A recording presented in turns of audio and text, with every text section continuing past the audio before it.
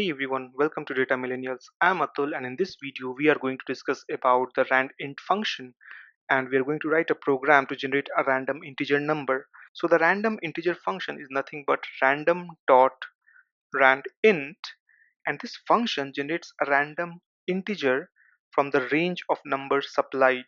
So let's say if you want to generate a random number between 1 to 100, in this case, you can use this random.randint function.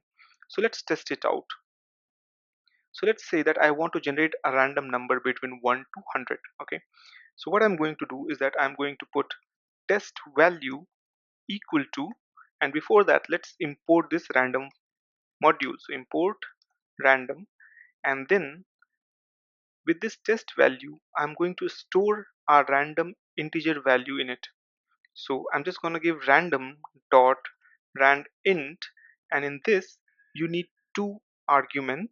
The first argument is the starting number, which is 1 for us, and the second argument is the ending number. So this would be 100. So we want to generate a random number between 1 to 100, right?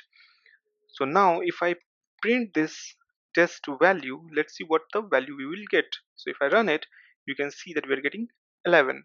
So let's run it again. We are getting 46. So this random int function can help you in multiple simulation and modeling. This function is basically used in cryptography, gaming, sampling, as well as in lotteries also. So this is how you can use a randint function to generate a random integer in Python. Happy learning, and see you in the next video.